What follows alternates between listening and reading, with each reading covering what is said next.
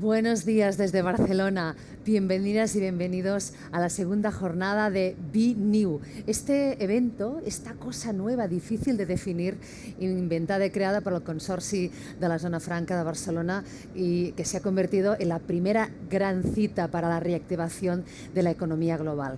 Bueno, en Be New todo es a lo grande, ¿eh? En Be New Logistics, en este eje también, por cierto, soy Clara y os acompañaré hasta el viernes, os cansaréis de verme en este canal. Bueno, tenemos 6 canales, tenemos 5 escenarios repartidos por Barcelona, 3 aquí en la Estación de Francia, donde nos encontramos ahora mismo. Yo decía que en Be New todo lo hacemos a lo grande. Tenemos ya más de 10.000 participantes de más de 100 países de alrededor del mundo que ayer hicieron más de 16.000 contactos de networking.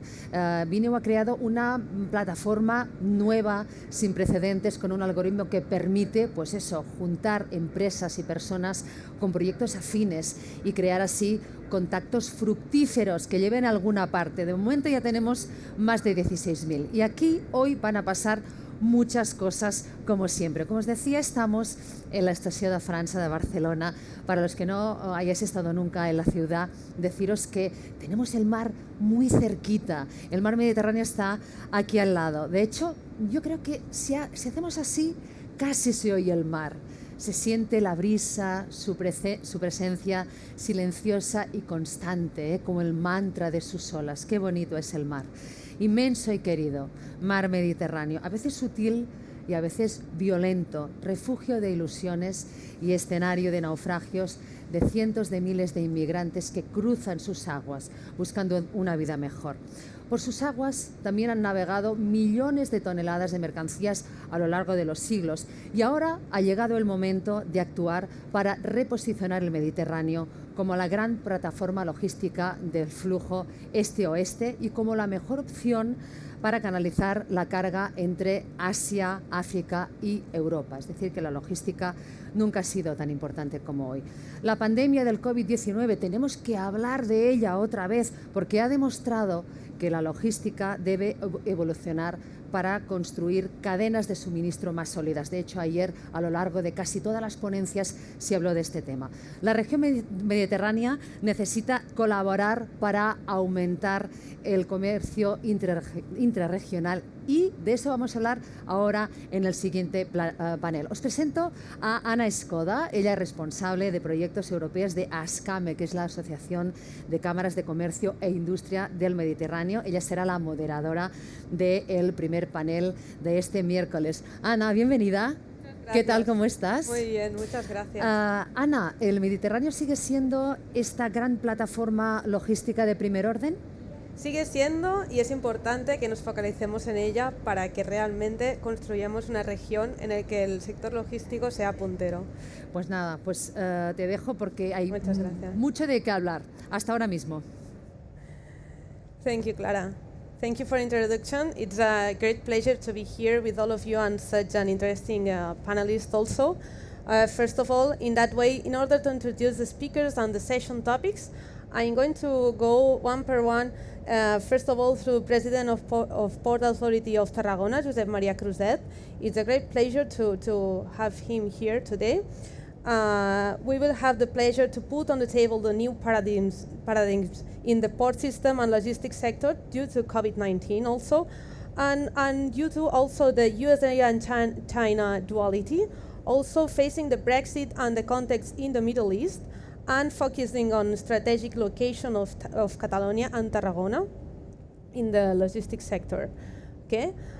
Secondly, thanks to the former president of Suez Canal Authority, Dr. Ahmed Darwish, we will enrich our conception about the new technology trends that COVID-19 is bringing to us, also that may cause accelerated deployment. Also, we will face the big data and analytics sector, and real-time supply chain, blockchain, and robotics, among other topics. Then, through the director of Tanger Med Port and MD of the Logistical Free Zone Med Hub at Tanger Med Group, Rashid Houdari, we will have the opportunity to talk about such interesting topics like Tanger Med port activities for transshipment and import-export, how Tanger also met partners with the world's largest port maintain the continuity of international supply chains, collaboration between the port authorities of Tanger and Met and Algeciras Bay, and how also going to the straight point of Decathlon strengthens its key commerce service from Tanger and Met logistical zone. Okay, and last but not least, through Capital, we have the pleasure to have it here today, through Capital Market Initiative and Filestone Private Capital Group. Thanks to Karim Palmieri, thank you to be here today. Thanks to your contribution, we will have the opportunity to broaden our perspective about the current impact of infrastructure projects, in particular related to renewable energies, right? And specialized infrastructures, the reliance on global and growth of regionalization and localization, the diversification of supply chains, and the shift onto local production and certification, right? Thank you very much. And therefore, going ahead with, please, Mr. Josep Maria Cruzet, could you please present us your perspective on the new paradigms in the port system and logistics sector due to the COVID-19 situation? Thank you very much for being here today. Moltes gràcies, Anna. Molt bon dia a tothom. Good morning. As the President of Port of Tarragona, I want to thank you for following us at this discussion panel. A panel that comes at a time with enormous challenge for all organizations, especially those in the logistics sector. We are living through complex times, but those are our times, and current and future generations will depend on what we do now. Es evidente que estamos viviendo en unos momentos altamente líquidos, como explicó y describió muy bien el sociólogo Zygmunt Bauman. Lo que hoy parece ser de una manera, en poco tiempo se puede transformar radicalmente. El ejemplo más claro de este entorno cambiante lo encontramos a principios de este año 2020. En aquellas primeras semanas de enero, en el ámbito del transporte y la logística a nivel europeo y del Mediterráneo, la preocupación venía fijada prioritariamente por la batalla comercial entre Estados Unidos y China, por el impacto real del Brexit o por la inestabilidad de Oriente Medio y su afectación al vital nodo logístico del Canal de Suez. Preocupaciones que a nivel económico se traducían en una incertidumbre de pocas décimas porcentuales en el PIB de los países de la Unión Europea y del arco mediterráneo. Pero de repente, en pocos días, a todo esto le sumamos la conocida aparición del COVID que abrió enormes incertidumbres. Y de un día para otro ya no hablábamos de cambios de pocas décimas en el PIB, sino de cifras de 2 dígitos en muchos de los indicadores macroeconómicos de la mayoría de países. Es así que ahora ya vemos caídas del 18% del PIB en España en el segundo trimestre del año, del 11,5% para la eurozona, del 9% en Estados Unidos y en sentido inverso de una subida del 11,5% para Chipre. Por lo tanto, a este entorno que ya era líquido de partida, le tenemos que sumar un factor disruptivo muy poderoso, un factor que ha vaporizado el status quo que teníamos y que hace que nuestra realidad sea más cambiante que nunca y con un riesgo de impacto mayor que nunca. Y es ante este reto, ante esta situación, que las organizaciones tenemos 2 alternativas. Por un lado, intentar hacer como si no pasase nada, esperando que amaine el temporal y ver una vez que haya pasado todo cómo se puede seguir operando y funcionando. La segunda opción es anticiparse, transformarse y adaptarse a la nueva realidad para aprovechar las circunstancias actuales. Y es así que el Port de Tarragona se posiciona en este segundo escenario de anticipación y transformación para aprovechar la crisis del COVID para salir de su zona de confort y posicionarse en la ventana de oportunidades que todas las crisis hacen aflorar. ¿Y por qué hablamos de esta ventana de oportunidad para el Port de Tarragona? En este sentido, podría poner en valor nuestros activos. Por ejemplo, que nuestro puerto es un puerto hub en el Mediterráneo para múltiples productos, el hecho de que generamos importantes sinergias y oportunidades con el polígono petroquímico de Tarragona, el más importante del sur de Europa, o que tenemos una comunidad portuaria proactiva y económicamente dinámica. Pero no me refiero a estos activos. Hablo de ventana de oportunidad haciendo una visión concreta sobre la situación del suelo logístico de las grandes áreas metropolitanas en este entorno COVID. Y es en esta visión que se hace evidente una falta de este tipo de suelo en buena parte de las áreas metropolitanas del arco mediterráneo, debido a una demanda mayor que la oferta, donde además se manifiesta una saturación de las infraestructuras de transporte vinculadas a estas zonas logísticas y una preocupación social creciente por el encaje entre los efectos del desarrollo de la actividad empresarial y el día a día de los ciudadanos.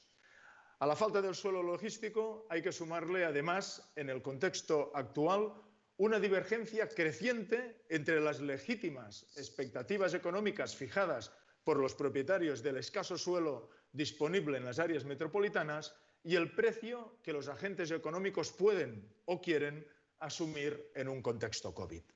Por lo tanto, ante la situación actual, tenemos una lista de requerimientos muy claros.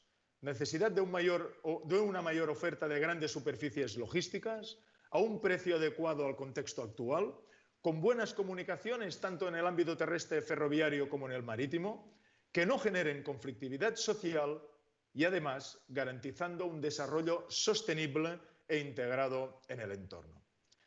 Es en este escenario donde la suma de estos factores hace evidente la ventana de oportunidad para el Port de Tarragona y su hinterland, ya que estos requerimientos se cumplen en nuestro puerto y en nuestro territorio.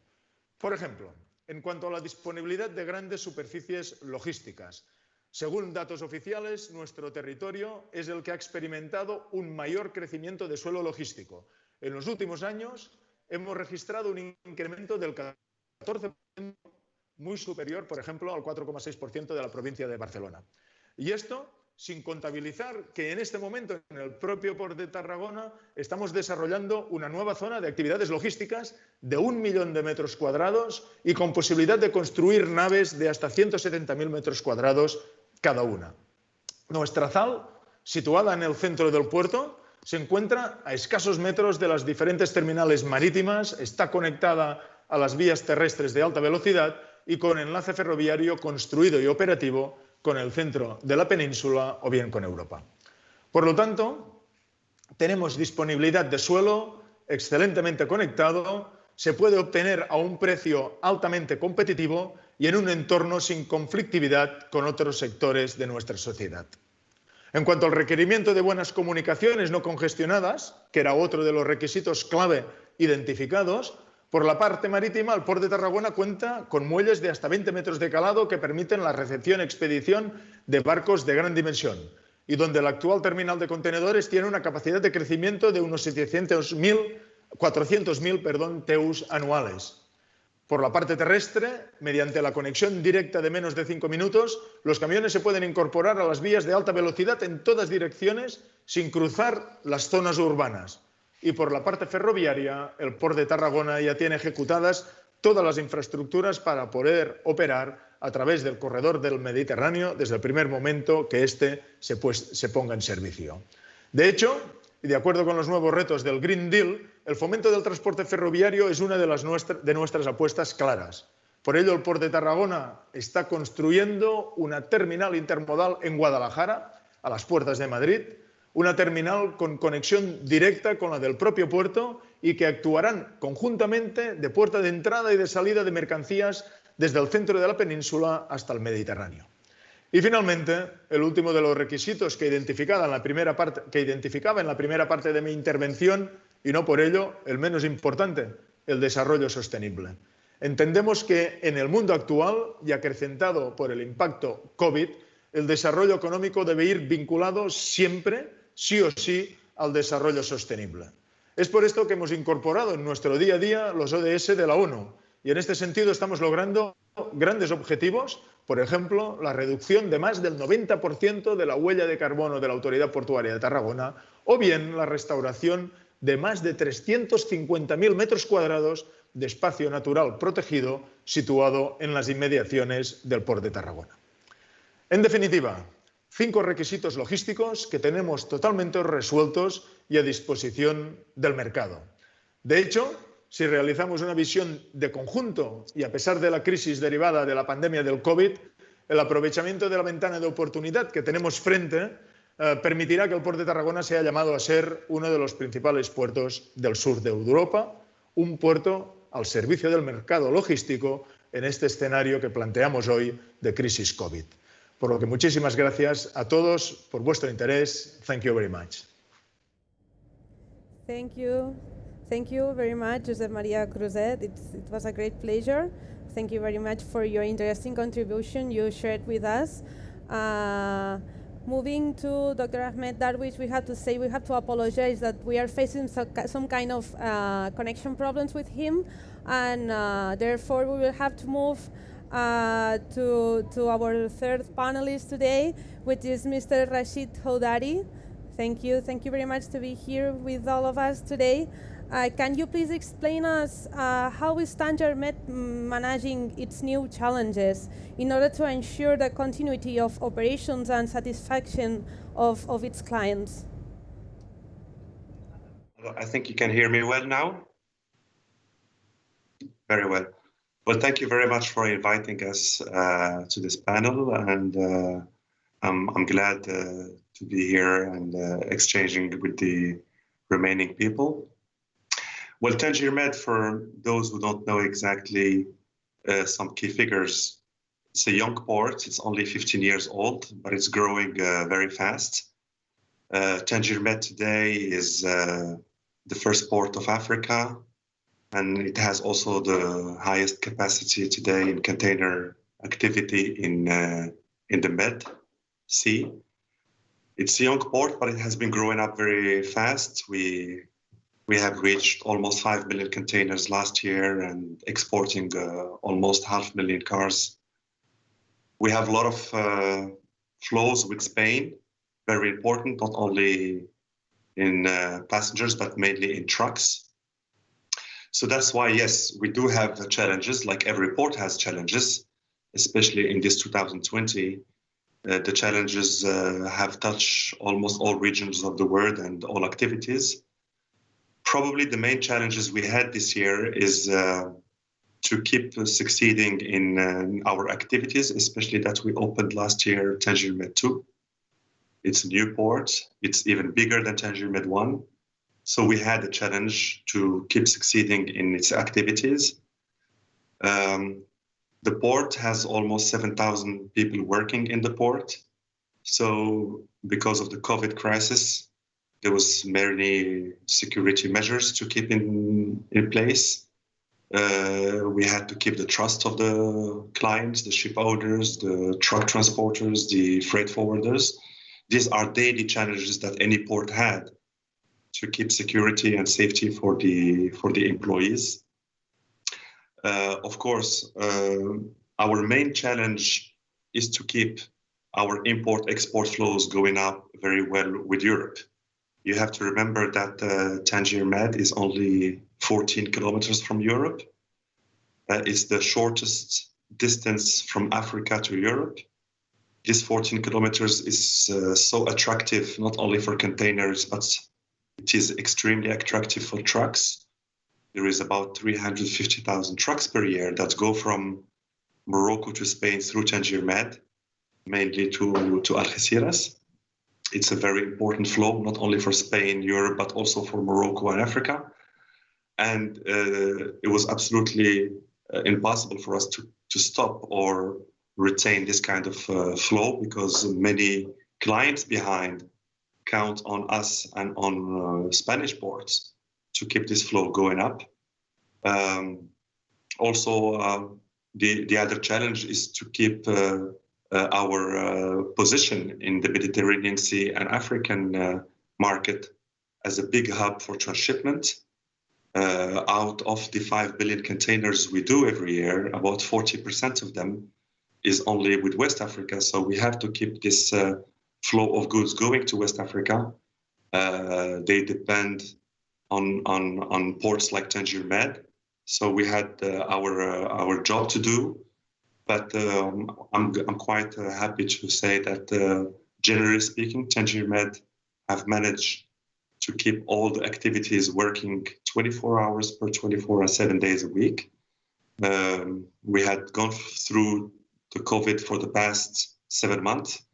And generally speaking, the port have managed to do its job, and the clients are still very have a satisfactory idea about the port activities. Thank you very much, Mr. Rashid Houdari. Therefore, Tangier Med is playing a key role to ensure its supply chain in the African market, right? Yes, Tangier Med, who started 15 years ago, happened to be in the Strait of Gibraltar. And the Strait of Gibraltar is extremely strategic for all ships.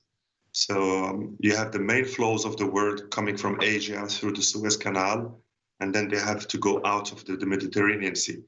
And it happens that Tangier Med has a perfect position in the Strait of Gibraltar, with the ships not having to deviate at all to berth in Tangier Med.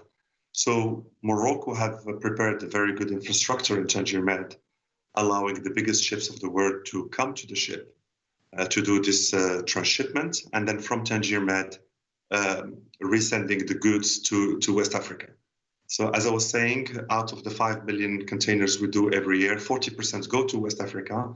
We touch over 37 ports of West Africa every week, and we do send goods there from here and receive them back. So this challenge and this hub to West Africa is extremely important, not only for transshipment containers, but also for logistics. I think we will have the chance to speak about it later on. We have a logistical free zone, which is inside the port. It's called MedHub. And in this logistical free zone, we have operators and big companies like 3M and Decathlon and other big names like operators like Jeffco and many big others who take the goods and do the labeling and ticketing and things like this, mainly for West Africa and some European ports. Thank you very much. Finally, I would like to move to Mr. Karim Palmieri. Thank you very much for being here today. Can you please expand our possible knowledge about the impact on infrastructure projects, in particular related to, as we said before, renewable energy projects and specialized infrastructures, growth regionalization and localization, for example? Thank you. Thank you, Anna. Thank you, Barcelona, for having me and hosting me. It's been very interesting. And thank you both to the two panelists ahead of me, because you've brought up a lot of topics. So as an investment bank, we hope to be able to support infrastructure, and I think ports especially have become very, very active, and I anticipate will be very active moving forward. I think to give you a couple of examples that we've seen where the disruption in supply chains have affected the development of large scale infrastructure. Fieldstone traditionally works in renewable energy. I work specifically in West Africa and some activities in Europe.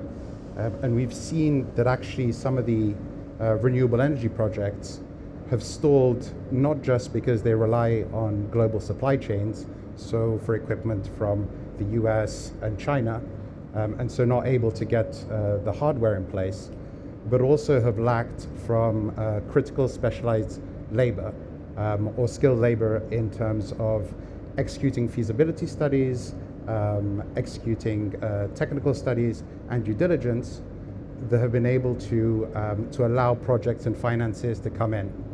And so that's been pivotal, and it's not immediately obvious when you think about the disruption in kind of these supply chains. So I think that was one point.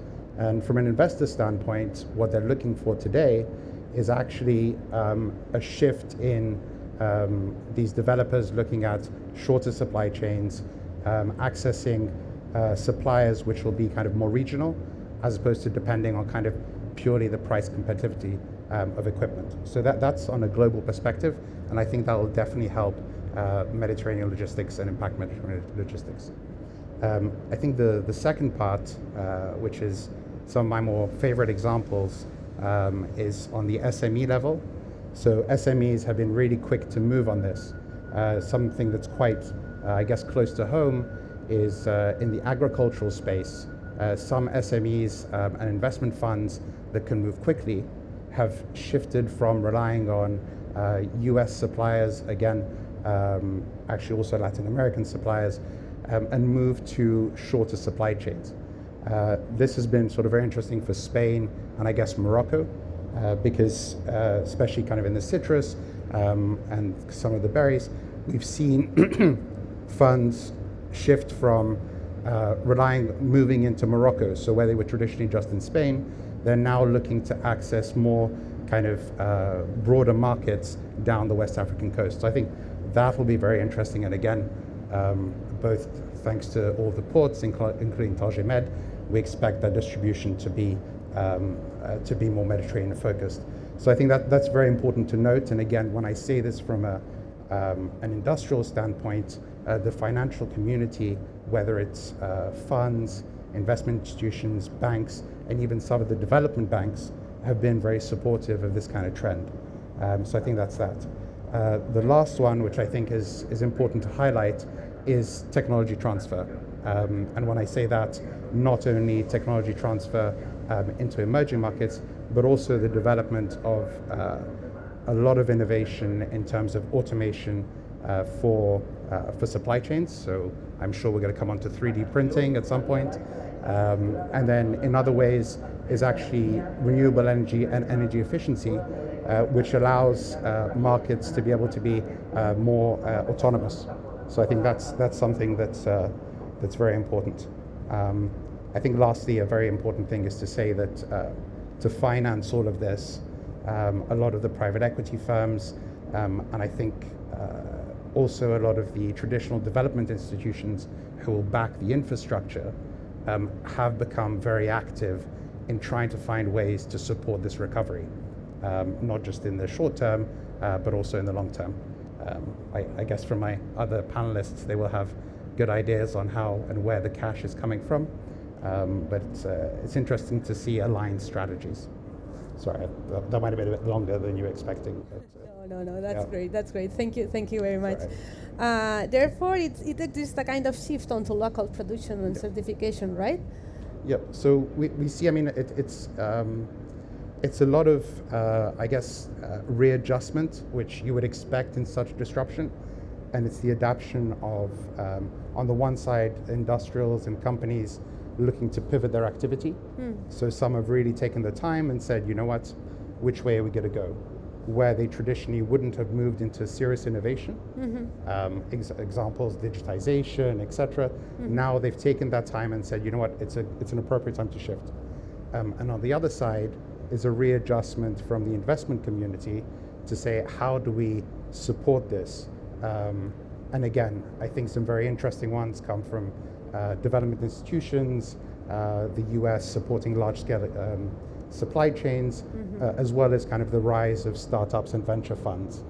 So we're traditionally an infrastructure investment bank. Today we're looking at starting or initiating venture funds to support some of our clients, which is a very shift in investment strategy, drive innovation, hopefully to help everyone. Yeah, it's so important. So yeah, the investment point also to focus on, and also digitalization. Yeah, so digitalization and innovation is going to be very big words, I suspect. Already are very big words. Thank you. Thank you very much. Thank you very much for such an interesting content that it's being discussed today in the session. I think that we have to apologize because we faced that kind of problems with Dr. Ahmed Darwish, which it's nearly impossible to contact with him. And now in that stage of the panel, let's move to the questions and answers section. What's important? And well, I think that first of all, starting with Josep Maria Cruzet, muchas gracias. Have the needs of logistics companies changed in their relationship with ports nowadays in the context that we're facing nowadays? Okay. Nuestro punto de vista es que en una situación como la actual las grandes empresas tienden aún más a controlar la mayor parte posible de su cadena logística, por lo que esto también se traduce evidentemente en un interés creciente por parte de estas empresas hacia los puertos. Y en los tiempos actuales es habitual que se trabajen conjuntamente los requerimientos logísticos dentro de los puertos para poder dar respuesta eficiente a las nuevas demandas y necesidades de las empresas derivadas de la situación y del contexto que estamos viviendo. Por ejemplo, sin ir más lejos, esta semana hemos puesto en marcha en el Port de Tarragona un sistema de entregas de agroalimentarios para automatizar y digitalizar este proceso logístico clave. Detrás de nuestro puerto hay la alimentación animal de más de 100 millones de animales vivos y este es un proceso clave en nuestro territorio, en nuestro país. La conceptualización, el desarrollo y la implantación de este instrumento tecnológico se ha hecho conjuntamente con las empresas logísticas, tal como os explicaba que pasa habitualmente en el contexto actual. Y de hecho, esta forma de trabajar 5 años atrás, sin ir más lejos, yo pienso que hubiera sido absolutamente imposible porque el marco mental, la predisposición, el estado emocional era muy distinto del que tenemos hoy en día en el contexto de crisis COVID. Thank you, Mr. Josep Maria Cruzet. It has been also detected that investment interest, for example, in logistics land has decreased or not, or it's not like that today? No, todo lo contrario. Seguimos recibiendo visitas de empresas de todo tipo, logísticas, finalistas, que quieren implantarse territorialmente. Seguimos trabajando en todos los ámbitos, seguramente debido a que la crisis del COVID ha generado un despertar en la actitud de muchas empresas y organizaciones. La COVID no es solo una crisis sanitaria, económica y social. También es una crisis emocional y, por tanto, de actitud. Y la rotura de la zona de confort económica, pero también emocional, como os decía, habitualmente conlleva una mayor proactividad y una necesidad creciente de explorar nuevas oportunidades. Esto, reproducido transversalmente en el mismo momento temporal en múltiples empresas, genera un movimiento colectivo que en conjunto facilita que sigamos observando un interés inversor empresarial creciente en el puerto de Tarragona y estoy convencido en todo el arco mediterráneo. Thank you very much. Muchas gracias. Just to add to, sure. to what the gentleman said, I think this is one thing that we've observed, and again it comes back to my point of the financing for port infrastructure and logistic zones. And I apologize to Mr. Houari that I'm going to use a Moroccan example. I think today you're not only seeing the shift of industrials traditionally, but also the support in financing for large industrials to expand their supply chain regionally. So, for example, I think Boeing has part of its supply chain in Morocco. I think we can confirm this. And I think it was last month, the US fully supported providing as much credit to Boeing and to Morocco in order to expand that supply chain further because they appreciate the regional focus. So I think that's also helping the growth and financing of logistic zones, manufacturing, etc. Sorry, I apologize if that was a Moroccan example. It's yeah. Tangimed knows better about this than I do. Thank you very much, Mr. Kamim. Thank you. Mr. Rashid Houdari, for example, how or what actions can be taken by Tangermet, for example, and Mediterranean region to face the current context that we are living nowadays? Well, I think in the logistic chain and maritime chain, each one has its own job to do. Now, ship owners are still running their ships to bring goods from every part of the world to the remaining places. Truck drivers still do their job, and port, as a port authority, our main job is to keep the port running every day, 24 hours a day and 7 days a week. And that's That's our main job, first of all, and to keep as a facilitator for these clients. In what counts for us as a port authority and as a company called TangiRMed, because we are also owners of industrial zones and economical zones, our everyday job is to maintain the 70,000 jobs behind our port and depend on us for the industry on a everyday basis. Our job is to keep continuing doing about 70 million tons of goods every year. 70 million tons in one port is quite a big figure, and we know that there is many thousand clients behind that, waiting for their goods to be reached from each side. So in this sense, this is our main job, is to focus on the maritime side, on the pilotage, on the harbor master, on the customs flows in and out, on the inspections. This is our main job, and I think that that's what the clients are expecting from us. I think it does answer your question, or maybe you had something else. Thank you. And in also, how MedHub Logistical Zone can improve the service to its clients? More. MedHub Logistical Free Zone is also a young zone, just like the port. The port is maybe 15 years old, but MedHub is less than 10 years old. It's a rare product because we decided to have warehouses only 500 meters from the ships. That's quite difficult to do because of the land expansion and things like this. However, the role of MedHub is to provide to all clients the possibility to discharge their container only 500 meters from the ships and allow them to do ticketing and labeling and things like this. Maybe one example, which today we are quite proud of, is, for example, that Decathlon have decided to have its main hub for Africa in MedHub, and they have rented from us about 40,000 square meter, in which they employ about 200 people.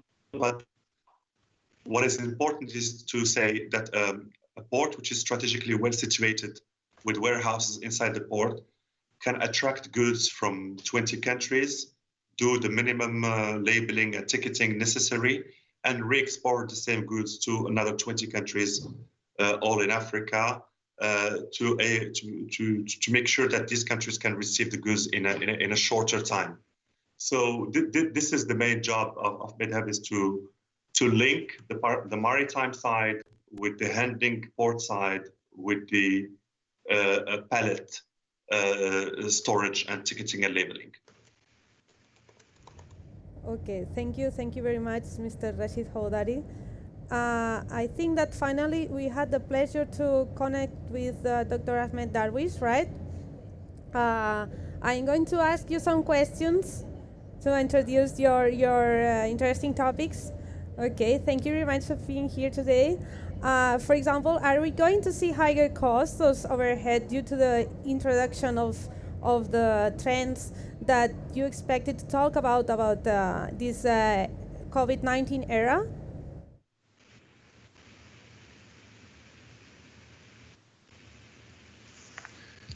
Audio. Thank you very much for having me on this panel. It's indeed a pleasure and an honor. I'm sorry for the confusion because I was registered as a participant and as a speaker and was not allowing me to go in as a speaker. My intervention was actually going to go through two lines. The first line is actually the technology trends that will affect the logistics industry in the near future, whether it's Mediterranean or not. Things like the big data and analytics, the real-time supply chain, the blockchains, the robots, the demand for refrigerated goods, and so on, along with the requirements for sustainability and emission standards and so on. This was actually one thing that is affecting all the logistics, not only Mediterranean. Specifically in the Mediterranean, actually, we have one more thing that might affect us in the near future, which is actually I would say what's happening on the political and economic platform. What's happening in Lebanon, in Syria, in Libya, the East Mediterranean border demarcation, the Turkey-Greece tensions, the demographics of, when we go to economy, the demographics of Europe, which is the north of the Mediterranean, versus the demographics of North Africa, and then the widespread actually of special economic zone, which are actually facilitating the economy.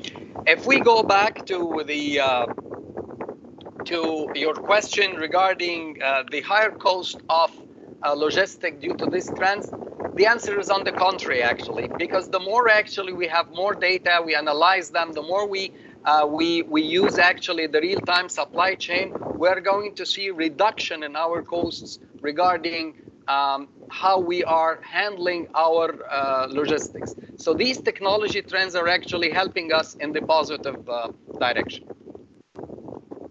Thank you.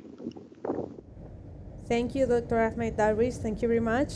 And also, regarding the special economic zones, can you tell us a bit more about how do you see their involvement in the next 10 years, for example?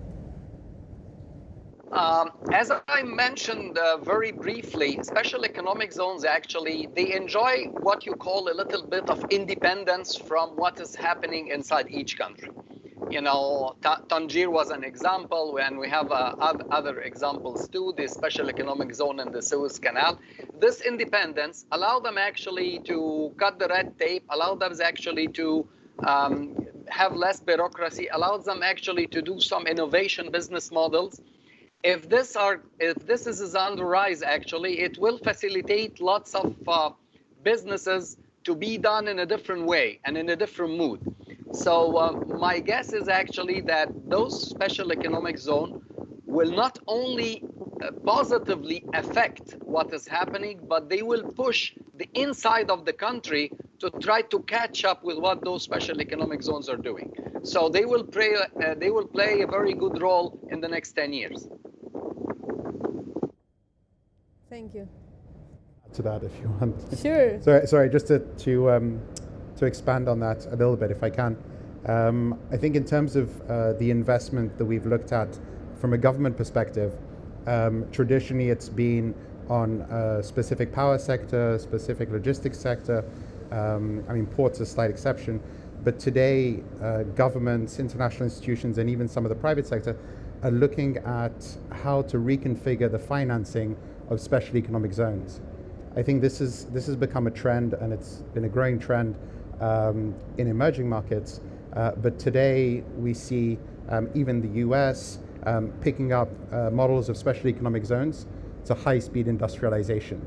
And I think that's going to be a very powerful tool. Some of our investors who are traditionally just single industrials are now looking at being a single industrial and automating with, for example, their own power production.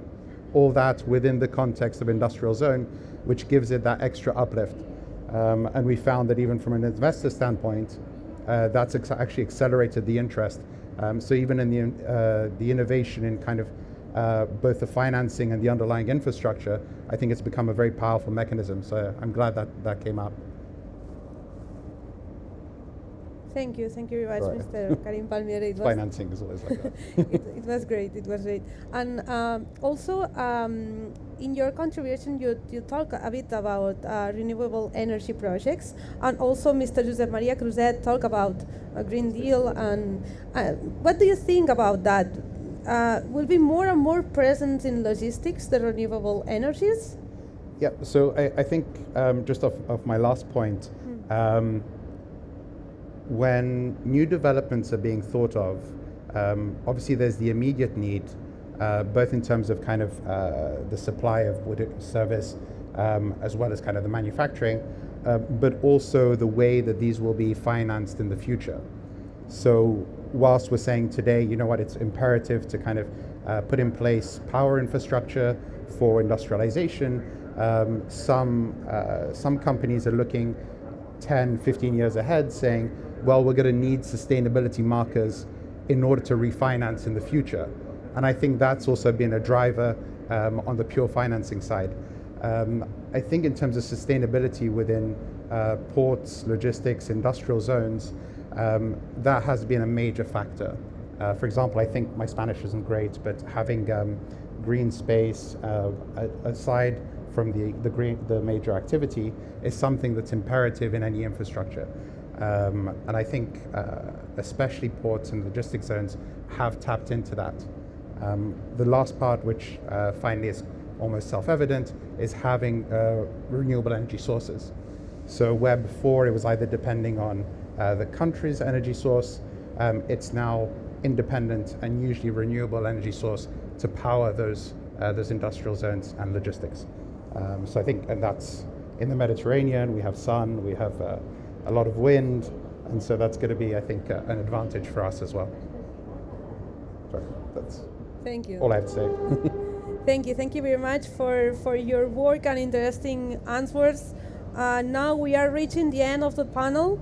Therefore, just to summarize the interesting content discussed today, I would like to highlight the importance, first of all, of Mr. Josep Maria Cruzet intervention related to the new paradigms in the port system and the logistics sector due to COVID-19 context. Also putting a special emphasis on the opportunities this context is bringing, such as the saturation of other nearby urban areas, the sustainable growth also, and the importance of also digitalization, which is a kind of horizontal also topic. Also through Dr. Ahmed Darwish, thank you very much for linking the topic with the political and economic landscape, also in East-Med border demarcation agreements and special economic zones also. And thank you, Mr. Rashid Hawdari, to highlight the importance of Tanger-Med partners, also with the World Logistics Ports, to maintain the continuity of international supply chains. And also thank you for being here today, Mr. Karim Palmieri. Thank you very much for linking your speech with the renewable energy, also finance and digitalization, and well, the specialized infrastructure and reliance on global growth. Thank you very much. Thank you, Ana. Gracias, Ana, gracias a todos. Fantástico panel. Bueno, ya no sé cuál es mi cámara, esta, esa, ahí estamos. Ana me ha facilitado el trabajo, ha empezado a hacer el resumen. Yo me voy a quedar con dos cosas. Es que las mujeres vamos y hacemos y tiramos para adelante, claro que sí. Me ha gustado el principio del presidente del Port de Tarragona, que dice: hemos pasado de un entorno líquido, de esa liquidez de no saber, ya al entorno gaseoso, a la vaporización del COVID-19. Me lo apunto, me ha encantado, porque realmente el COVID nos ha vaporizado, pero como él ha dicho muy bien, se pueden tomar varias alternativas. La del Port de Tarragona, igual que Tánger, igual que los invitados de hoy, han escogido anticiparse y transformarse, y por eso ahora pueden decir que están preparados. Y también hemos visto que pasa en estos entornos, cuando hablábamos también de las inversiones, que se apuesta este cambio de tendencia hacia la proximidad. El COVID también ha hecho que valoremos o que cambien estas tendencias, y el mercado, el capital de financiación también se está readaptando, buscando startups y soluciones creativas a todo este tema. Bueno, en unos minutos volvemos, muy poco. Las mujeres serán las protagonistas del siguiente panel, el siguiente debate, Be Woman. Bueno, nos plantearemos en realidad dónde están las mujeres, no solo en el sector de la logística, sino en el sector de la tecnología, dos sectores claves en esta cuarta, ya casi quinta revolución industrial. Las mujeres no podemos perder este tren, y nunca mejor dicho, porque estamos en la estación de Francia. Nos preguntaremos dónde están las mujeres dentro de muy poquito, aquí en BKNOW Logistics. Hasta ahora.